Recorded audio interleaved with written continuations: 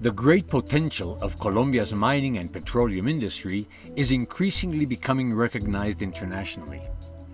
In the first half of 2011, the country received $7.3 billion of foreign direct investment, which represented an 80% increase from the same period in 2010. Growth in the mining sector increased 59% from the year before, receiving 86% of total foreign direct investment. The mining industry is now an engine of growth for a promising economy. It represents an excellent opportunity for foreign investment in the country due to the fact that a large part of Colombian territory has not been explored. Colombia certainly looks to be one of the rising stars of Latin America. And if you look at issues such as geographic potential, the improvements in the security situation, long-term political stability, and the government's commitment towards promoting more foreign direct investment, overall it's a very positive place to invest. Colombia estuvo por fuera del circuito minero durante casi medio siglo por cuenta de la inseguridad. No fuimos capaces de explorar nuestro territorio con las más desarrolladas tecnologías que precisamente se tuvieron a disposición en esos 50 años. Una vez superado nuestro problema de seguridad, hoy podemos explorar el territorio colombiano. Approximately 48% of Colombian territory consists of vast reserves of gold, silver, coal, emeralds, nickel, platinum, copper, lead, zinc, mercury, barium, and iron. The Colombian government wants to make sure that every aspect of the mining industry is fully regulated under a clear set of stable rules. Some of the key objectives are to end corruption in the payment of royalties and strengthen mining practices with the aim of permanently eradicating illegal mining. Illegal mining still exists in Colombia. Obviously, it is concentrated in some areas. The government is trying to, again, bring those into compliance, make sure they have the appropriate rights from a labor law perspective, they get paid, etc. They have a decent way of living.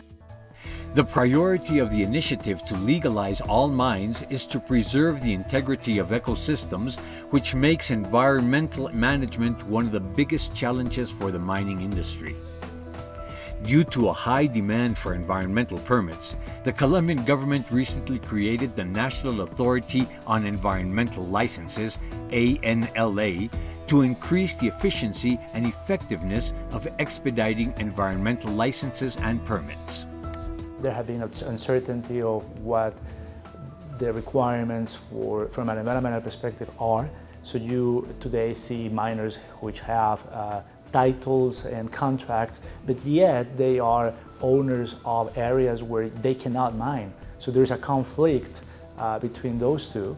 And that is definitely a gray area in the code. The government has committed to making that more transparent. There's a new bill coming up, and hopefully they will address that issue. We don't want to develop this sector in a way that will actually reduce our potential for the development of biotechnologies in the future.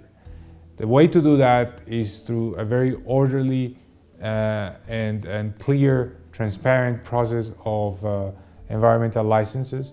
We'll just make sure that those licenses are awarded fast and that the exploration and then production activities can move forward. Cultural diversity is another key factor that investors need to consider.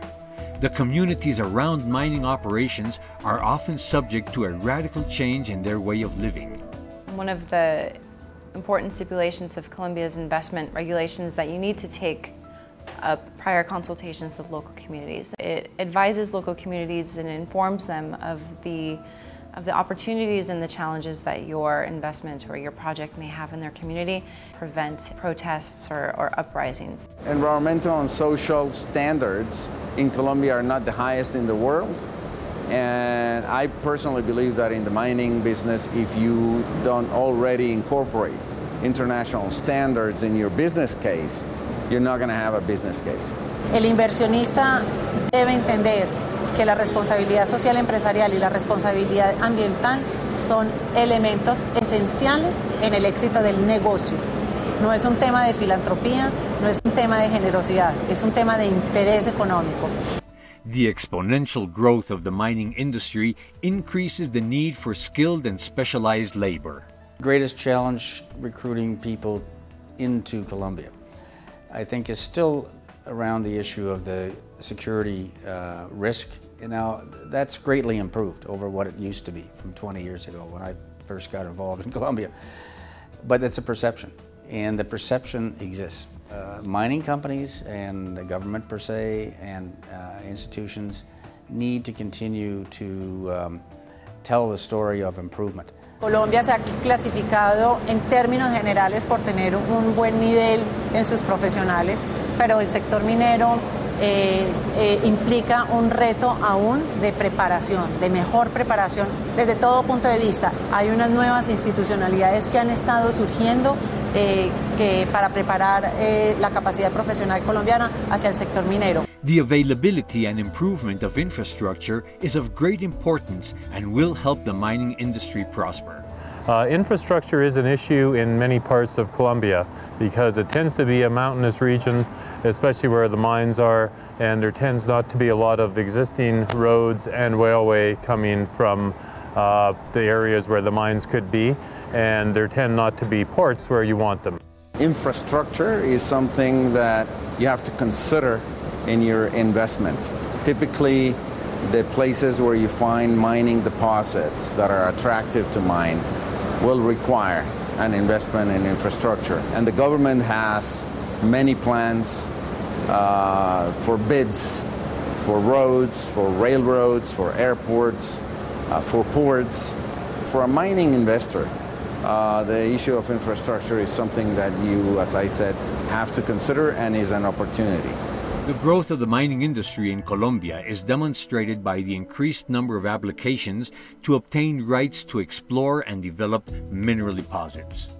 In early 2011, there were more than 19,000 applications for mining concessions waiting to be approved.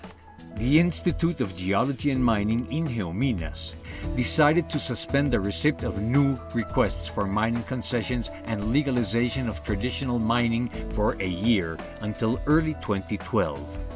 The objective of this is to eradicate inconsistencies in mining titles and improve efficiencies and transparency in the application process. It's a very slow process to get mineral title and confirm what you own in terms of mineral title. It's very costly and time-consuming. Once you have mineral title, it's the same as every other country where you pay an annual fee, and then when you go to mine, you have a royalty and taxation that's very competitive on the world standards. We're now creating an agency that will be entirely specialized in promoting and awarding the contracts and titles, a world-class institution. The process is very transparent. It's about people making these requests, and will proceed in the same order as they're submitted.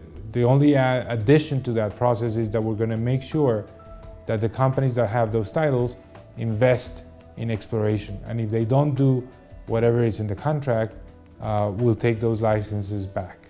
Colombia is in the process of becoming a world-class mining destination. That's why it's seeking to further enhance the credibility of its government institutions. Well, I think any company interested in doing a project in Colombia should start with the Colombian national government, which has just formed a new agency, the Agencia Nacional Minera, which is going to centralize all of the information relating to the exploration that is done, the licensing process. The Ministry of Mines also has the UPME, which is the Center of Technical Information available about projects. The private sector, the ANDI, which is the National Industrial Industry Organization, has a mining segment called the Asumineros, which is also a very important place to get information. Also, the Colombian departments or provinces each have, especially the mining ones, have their own mining agencies. El país está haciendo en este momento un gran esfuerzo, por ejemplo, en darle fortaleza a la institucionalidad minera, que no la ha tenido, y en la medida en que el sector tenga una institucionalidad fuerte, es capaz de defender su propia normatividad y hacer que haya estabilidad hacia el futuro. With an ambitious plan for developing Colombia's mining industry and the increased interest from investors, what is the outlook for this sector in Colombia? El país se está preparando desde todo punto de vista: capital humano, infraestructura, competitividad, manejo macroeconómico, que el país entero, autoridades públicas, sector privado, tercer sector, es decir, sociedad civil, decidan que queremos ser un país minero, responsable y competitivo. La segunda clave está en las instituciones. Colombia necesita unas instituciones a la altura de la expectativa de crecimiento del sector minero. I think there will be many world-class mines here. This is the potential. There is so much good exploration potential in Colombia now, and if large deposits can be found by the companies that can raise the money to build them, I see many world-class deposits being built here and a bright future for mining in Colombia. With a strong network of industry contacts and mining expertise, PwC helps mining investors in Colombia connect with local industry specialists. We can also meet your tax and accounting needs and help with issues related to regulatory compliance, operational effectiveness, social and environmental programs, and more. We can work with you to achieve your company's business goals and capitalize on the mining opportunities that Colombia offers.